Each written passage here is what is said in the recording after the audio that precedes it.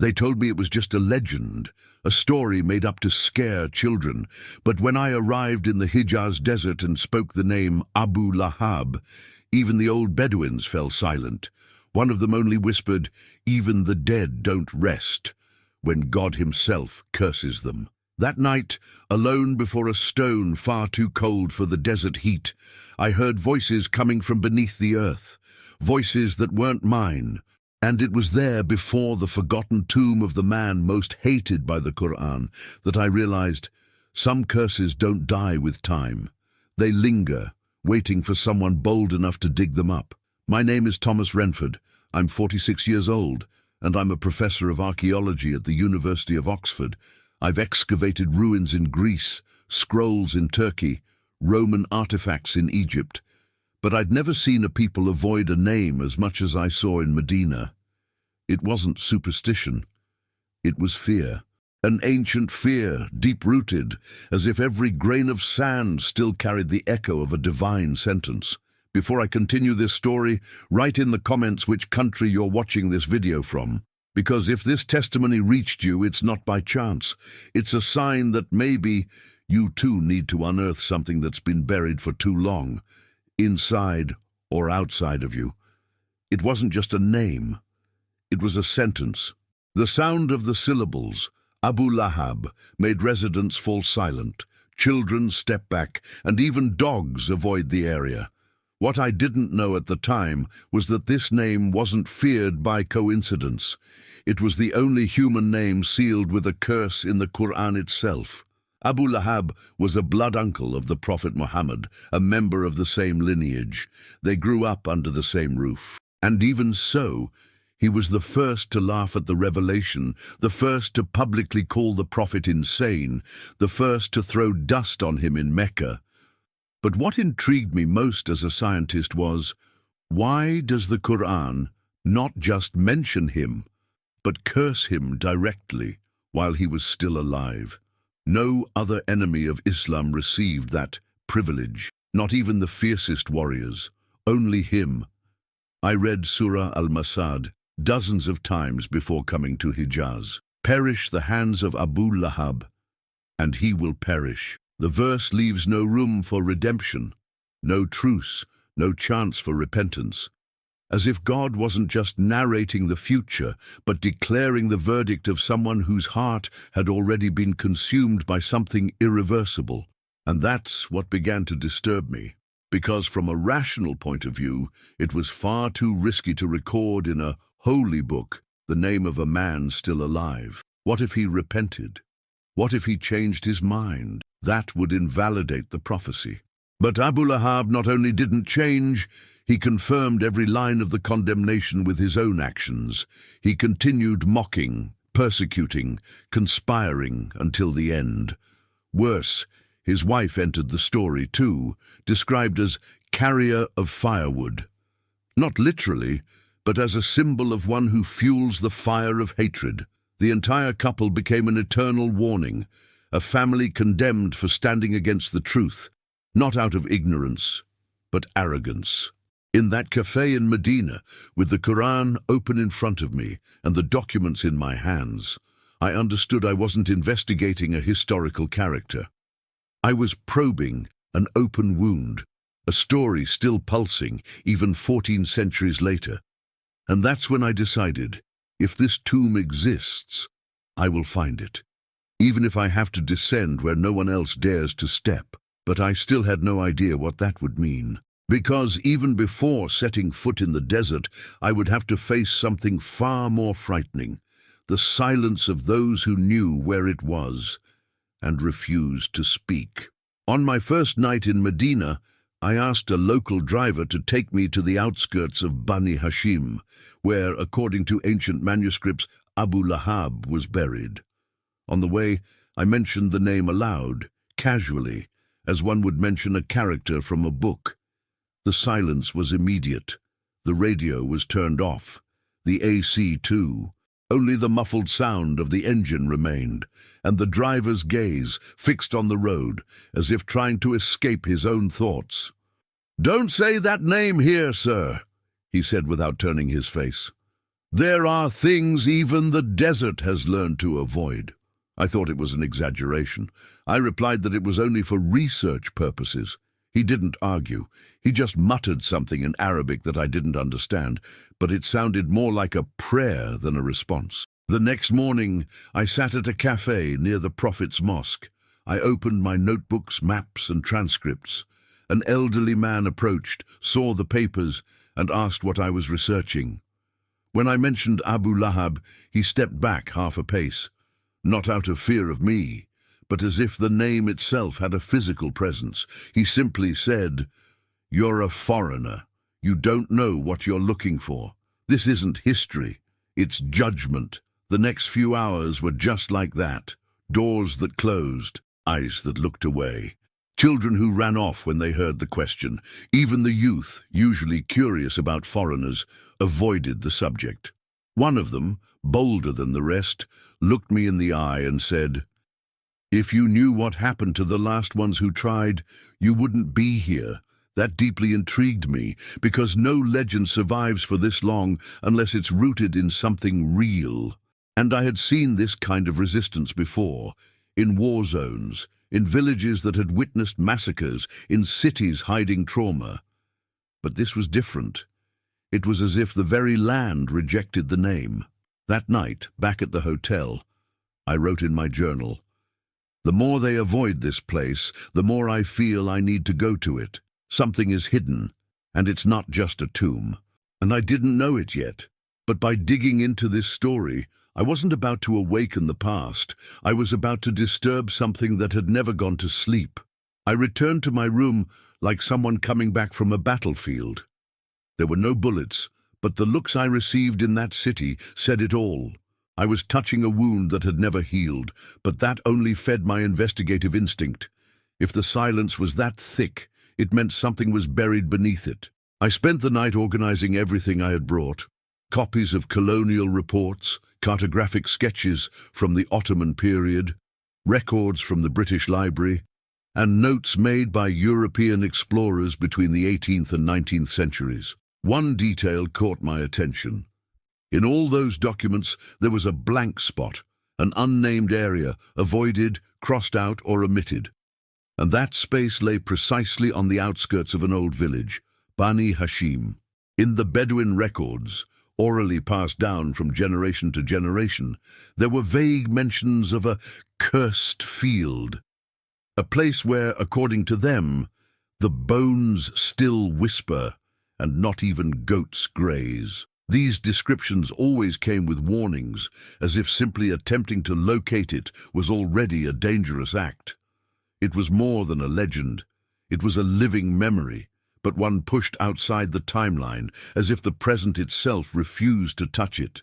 The next morning, I sat in front of the map, connecting lines, cross-referencing sources, marking points. And for the first time, a clear pattern emerged. All the different versions pointed to the same region in the desert, northwest of Medina, near an ancient watercourse that had dried up centuries ago. I picked up my phone and called Fidel, the same driver from the first night. I said I needed to rent a 4-wheel drive Jeep. He hesitated, then asked only, "You want to go there?" I didn't reply with words. I sent him the location I had mapped out and waited. A few minutes later he replied, "I'll take you to the edge of the dry zone. But beyond that, you're on your own." I closed the laptop with resolve. And at that moment I felt something different. It wasn't just adrenaline. It was a mix of urgency and reverence, as if my mission had stopped being purely scientific, as if I was about to enter a place where logic ends and judgment begins. The plan was set, the coordinates marked, and deep down I already knew. This wasn't just an archaeological quest. It was a calling. The sun was starting to set when we left Medina. Fidel drove in silence, his eyes fixed on the dirt road. The Jeep bounced in every pothole, but he didn't complain. He didn't talk either. He just gripped the steering wheel like someone holding on to a promise he didn't want to fulfill. When the last shadow of civilization disappeared behind us, he stopped abruptly. "This is where I stop," he said without looking at me. "If you go deeper, Don't count on me. I got out with the map in hand, a backpack on my shoulders, and a heart pounding too loudly for a man who claimed to be a skeptic. The desert there wasn't just sand, it was muffled noise, a kind of heavy emptiness, as if the air carried memories no one dared to speak aloud. The compass failed, the GPS flickered, but I knew this was the place. I walked on foot for nearly 20 minutes. Then I saw it. There was no monument, no gravestone, just a mound of dark, deformed rock, almost swallowed by sand, surrounded by a silence that didn't feel normal. The kind of silence that doesn't wait for your presence. It watches, as if it was there long before you and isn't fond of visitors. I approached slowly. The ground seemed denser, the soil harder, the air drier. I turned on my flashlight and aimed it at the base of the rock, and then I saw it. A carving, not in modern Arabic. It was a primitive inscription, weathered but still legible. With my fingers I cleared the sand. The phrase, partially erased, sounded like a warning. Here ends the one who rejects the truth. At that exact moment, a dry gust of wind hit me, despite the clear sky. The flashlight flickered. And then, in the next second, a voice, faint, dragging, whispering, came from beneath the stone. It wasn't a scream. It wasn't the sound of the wind. It was speech, and it wasn't mine. I stepped back 2 paces. The heat from the ground began to rise through my legs. It felt like an internal fire, as if my own body was reacting to something invisible. I ran. I didn't look back. I jumped into the jeep. Fidel saw me, pale, drenched in sweat, trembling. He didn't ask anything. He just started the engine. But inside me, one question kept pounding over and over. What was that? A legend or a warning? That night, for the first time, the doubt wasn't about the tomb. It was about me. I woke up with a mouthful of dust and cold sweat on my back. The room was silent, but my mind wasn't. The memory of the previous night came in fragments, the voice that wasn't mine, the stone that turned icy to the touch. That phrase etched in the dark. Here ends the one who rejects the truth. It was just a sentence, but what it triggered in me, no theory from the University of Oxford had prepared me for.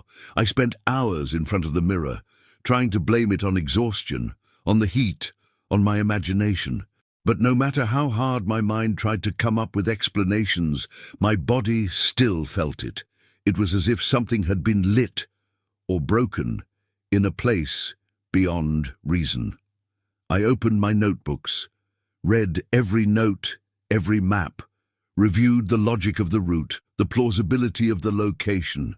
Everything checked out, but for the first time in my career, what disturbed me the most wasn't the lack of evidence. It was the evidence my heart had felt, and that my intellect refused to accept.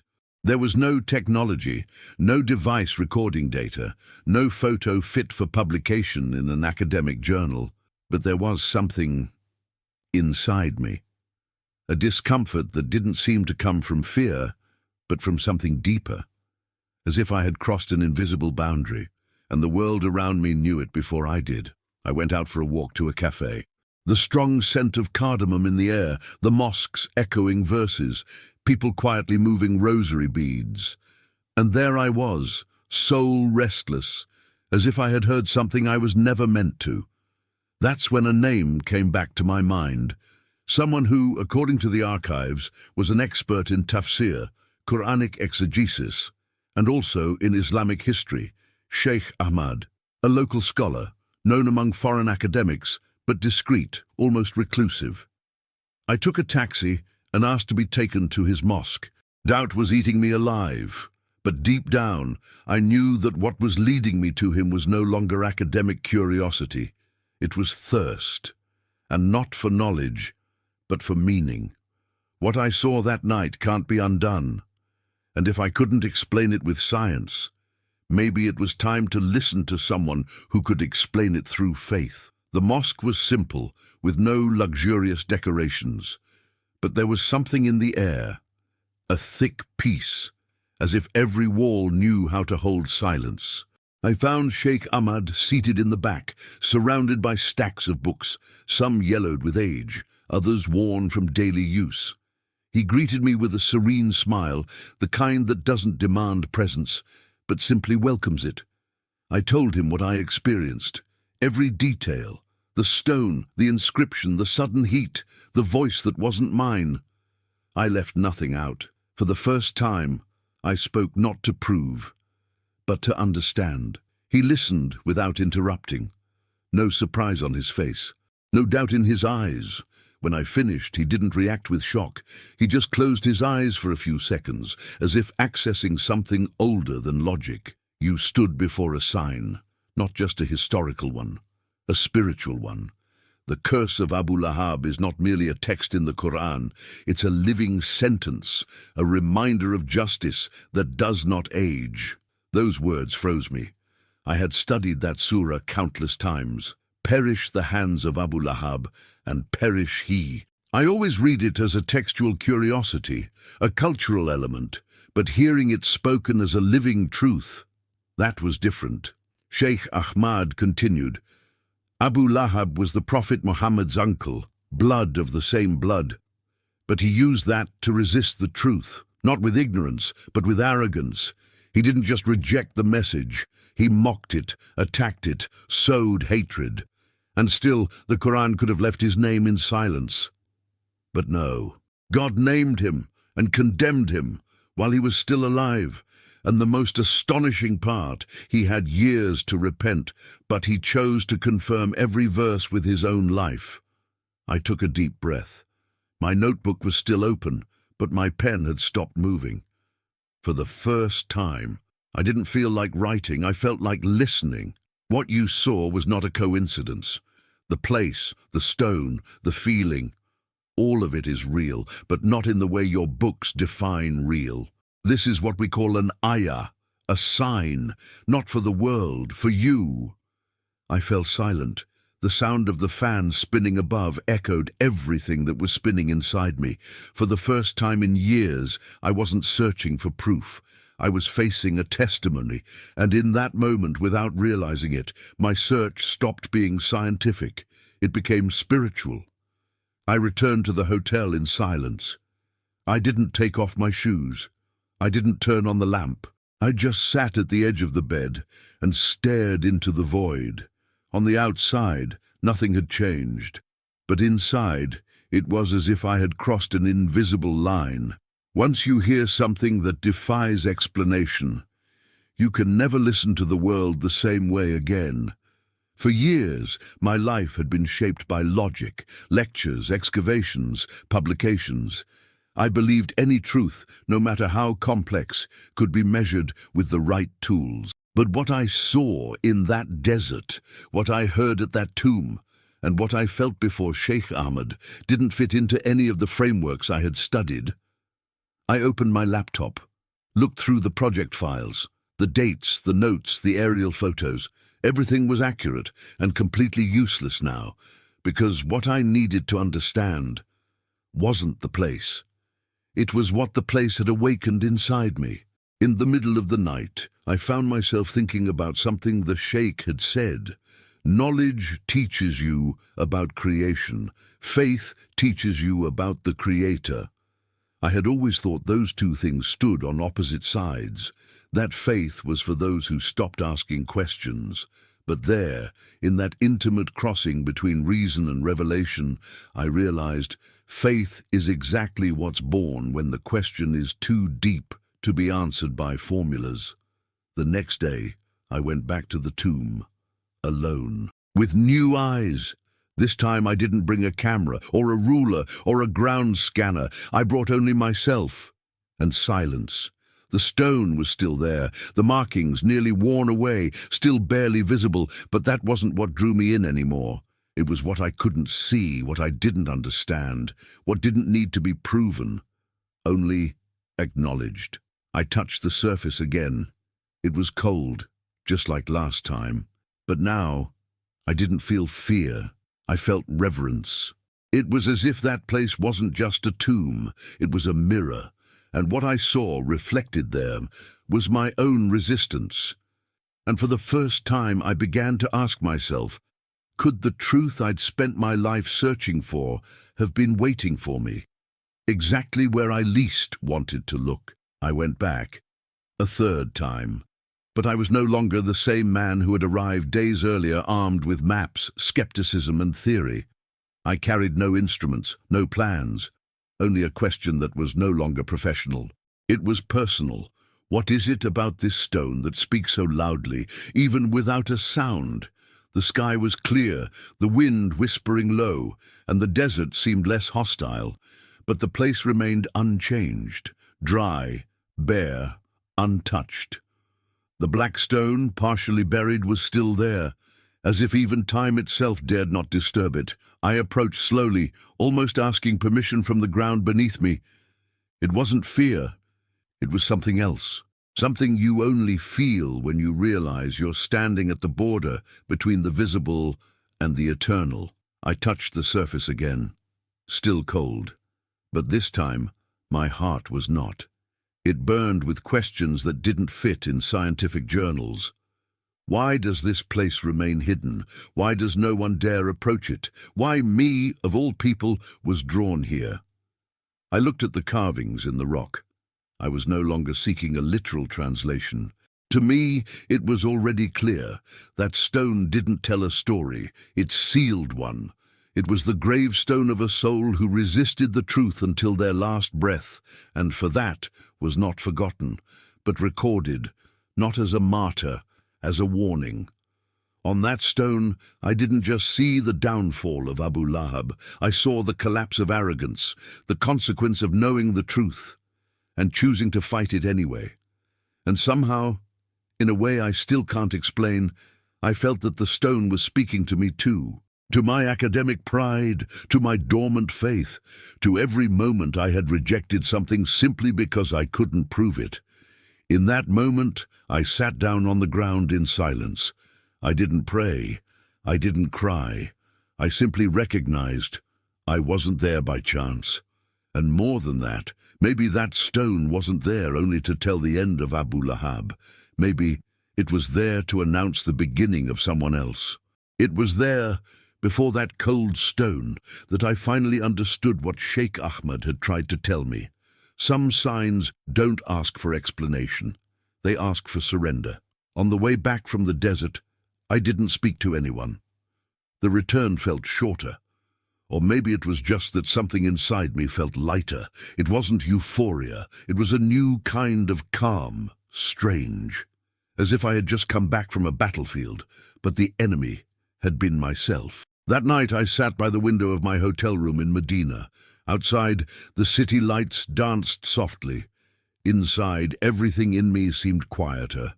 Not because I had found answers, but because I had finally stopped fighting the questions. I thought about everything that had brought me there: research grants, conferences, articles published in scientific journals, and now there I was, with sand in my shoes and a verse from the Quran burning in my mind. Perish Abu Lahab. But maybe what was perishing now was my certainty that I knew what truth was. I didn't convert that night. I didn't make any declaration. I didn't raise my hands to the sky. But for the first time in my life, I allowed myself not to resist. Not to resist the possibility that maybe there's something beyond logic, something that can't be placed in a lab, something you only begin to understand when you stop searching outward and start facing what's within. I remembered Sheikh Ahmed's words, spoken so simply, but now carrying deep weight. Knowledge explains the world. Faith reveals its meaning. I closed my eyes and understood. I wasn't running from faith. I was running from losing control.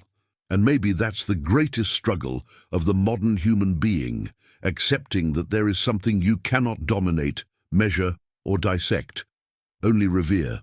The tomb of Abu Lahab didn't give me evidence to present at a conference, but it gave me something no academic paper ever had: a confrontation with the truth that lives where scientific vanity cannot reach. And that night I understood. my journey was only just beginning, because finding the truth isn't about locating it out there. It's about letting it find you when you finally stop running. The last night in Medina was different. The starry sky seemed clearer, closer. The desert wind no longer felt like a threat. Now it whispered something I couldn't explain with words, only feel. In my final conversation with Sheikh Ahmad, I asked no questions. He knew. I knew. The quest that had started as a scientific mission had become something far greater, a personal, spiritual journey. Not because I had found all the answers, but because, for the first time, I stopped looking for something that could be proven. I just wanted to understand what lay behind the curtain of the visible. Somehow, I no longer cared whether that tomb truly belonged to Abu Lahab. I no longer cared whether the maps were accurate or if the historical records were authentic. What I had found there, in that hot and silent desert, was not just the tomb of a condemned man. It was the symbol of all my own resistances, and at the same time, the invitation to a truth I never knew how to access. When I left Medina that morning, my heart was at peace. Not because I'd stopped being a scientist, but because I finally understood science is not the end of the search. It is part of it. The real search, the one worth pursuing, happens within ourselves. And only when we accept that spiritual journey do we begin to see the world through different eyes. I didn't need scientific evidence.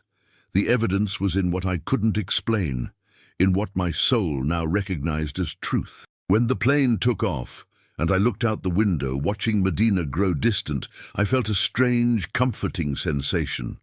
The truth I had been chasing wasn't buried in the desert or in ancient texts. It was in every step I took towards something that had been inside me all along. What I found there wasn't an object or a piece of evidence. What I found was a new way of seeing life, death, and what truly matters. And when I closed my eyes for the last time on that trip, I knew the journey I thought I had begun in search of scientific answers was, in reality, a journey inward. And that, perhaps, was the greatest miracle of all. And so, the search for a lost tomb became the discovery of a truth that goes beyond reason, beyond history, beyond science. Sometimes, the greatest journey is not outward, but inward. And what we find there cannot always be explained, but we feel it with our whole being. If this story touched you, don't forget to share it with someone who needs to hear it. Leave a comment below. Have you also been searching for something deeper than what can be seen? And if you haven't subscribed to the channel yet, do it now, because we have many more stories like this one, waiting to transform the way you see life, faith, and truth.